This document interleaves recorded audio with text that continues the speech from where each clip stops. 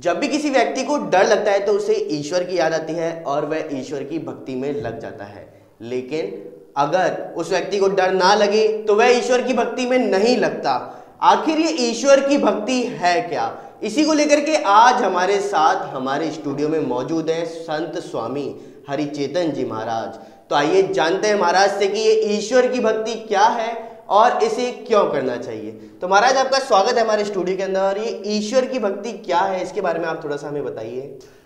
देखिए पुलकित जी, मैं आपके चैनल के माध्यम से सभी दर्शकों को कहूँगा कि भक्ति की वैसे हमारे शास्त्रों में विस्तृत व्याख्या है, हमारे आचार्यों ने बड़े विस्तार से कहा है, लेकिन सूक्ष्म रूप से भक्ति को समझा जाए तो भक्ति का मतलब है एक परमात्मा से नाता जोड़ना।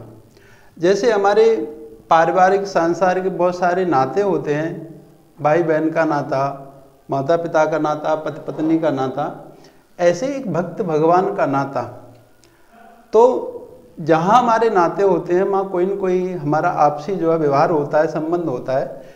ऐसे जो है भक्त का भगवान से जो नाता है वो भक्ति है।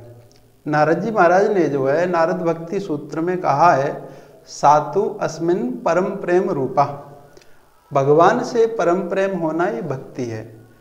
भज सेवायाम धातु से भक्ति शब्द बनता है, जिसका मतलब है सेवा भाव से भगवान से जुड़ना, समर्पण भाव से भगवान से जुड़ना। जहाँ सारी मानवीय सफलताएं, मानवीय कोशिशें असफल हो जाती हैं, माँ हमें ईश्वर के आश्रय की आवश्यकता पड़ती है। क्योंकि हमारे जीवन की अदृश्य डोर जो है परमात्मा के हाथों में है। जब ये बोध हो जाए तो हम स्वाभाविक जो है ईश्वर की ओर बढ़ते हैं। तो ईश्वर की भक्ति है। पूजा आदि करना भी ईश्वर की भक्ति है, कथा आदि में प्रीति रखना भी ईश्वर की भक्ति है, आत्मरति होना भी ईश्वर की भक्ति है। ये सब ईश्वर की भक्ति के स्वरूप हैं। तात भगत अनुपम सुखमूला। तो ईश्वर की भक्ति क्यों करनी चाहिए? आपने कहा कि ईश्वर की भक्ति क्यों करनी चाहिए।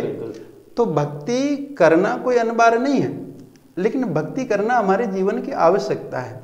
प्राय करके जब हम भक्ति की बात सोचते हैं तो लोग सोच लेते हैं, बोले ये साधु संतों का या किन्हीं भक्तों का काम है भक्ति करना, लेकिन ऐसी बात नहीं है।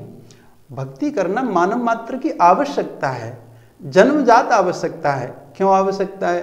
क्योंकि हर मानव जो है सुख प्राप्त करना चाहता है, और सुख प्राप्त करना चाहता है तो सुख तो वहीं से प्राप्त होगा ना जहाँ होगा। बिल्कुल महाराज, लेकिन जब अगर हम बात करें तो जब मानव के जीवन में दुख आते हैं तभी वह भक्ति की ओर ज्यादा अग्रसर होता है या भगवान को याद करता है। तो ये तो एक तरह से गलत है ना, कि जब आप दुख या किसी कष्टों का निवारण करना चाहते हैं तो आप भक्ति में लीन हो रहे हैं। हाँ, ये बात ठीक है, क्योंकि भगवान की ओर जो है किसी प्रकार से मानव यदि बढ़ता है, भगवान उसे भक्ति रूप से ही स्वीकार करते हैं, उससे दुख का भी निवारण करके फिर अपना लेते हैं। तो ये भी दोष नहीं है। किसी भी स्थिति से आर्थ जिज्ञासु अर्थार्थी धन की इच्छा से भगवान की ओर जाए, दुख के कारण जो भगवान की ओर बढ़ जाए, प्रेम से भगवान की ओर बढ़े, ये सब भक्ति के रूप हैं। भगवान के अंदर कोई दोष नहीं है, क्योंकि उनके अंदर कोई स्वार्थ नहीं है। जीव स्वार्थी है, लेकिन भगवान के पास जाकर के उस सबकी पूर्ति होती है। तो देखिए, भगत तात अनुपम सुख मूला। भक्ति परम सुख का मूल है।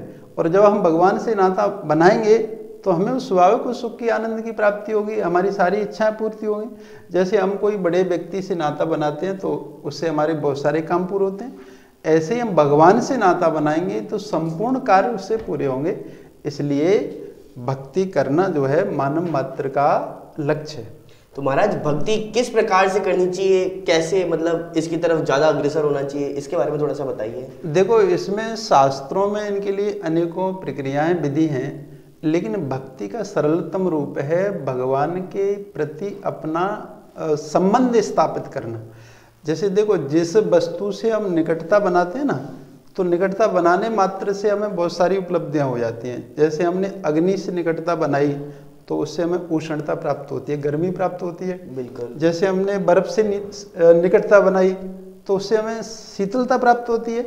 ऐसे ही हम भगवान से निकटता बनाएंगे, संबंध बनाएंगे, अपनापन बनाएंगे तो सारी खुशियाँ, समृद्धि, सब कुछ जो हमें प्राप्त होगा। तो भक्ति का सरलतम रूप है कि भगवान के प्रति समर्पण भाव, अपनापन। जहाँ अपनापन हो जाएगा तो स्वाभाविक भगवान से संबंध हो जाएगा। और हम स्वाभाविक भगवान को याद करेंगे, स्मरण करेंगे, जैसे गोपियों ने किया। ये सरलतम रूप है। और वैसे तो शास्त्रों में बहुत सारी विधि हैं, पूजा के माध्यम से, कथा श्रवण के माध्यम से, स्मरण के माध्यम से, जप के माध्यम से, संतों के संग के माध्यम से, ये सब भक्ति के अपनाने के ही रूप हैं। लेकिन महाराज मेरा आपसे एक प्रश्न है कि भक्ति करने से लोगों को भगवान प्राप्त होते हैं, ऐसा कहा जाता है, तो क्या ये बिल्कुल सही है? हाँ, भक्ति के मन में कोई सांसारिक कामना नहीं है और निष्काम भाव है। केवल वो निष्काम भाव से भक्ति करता है तो निश्चय करके उसे भगवान की प्राप्ति होती है, बोध की प्राप्ति होती है, साक्षात्कार होता है। हमारे शास्त्र प्रमाण है, हमारे बहुत भक्तों का जीवन है, प्रमाण है, इसमें तो प्रत्यक्ष जो है साक्षात्कार होता है। तो चलिए, ये तो था हमारे साथ में संत स्वामी हरिचेतन जी महाराज का कहना कि किस प्रकार से भक्ति को प्राप्त किया जाता है और आखिर भक्ति होती क्या है।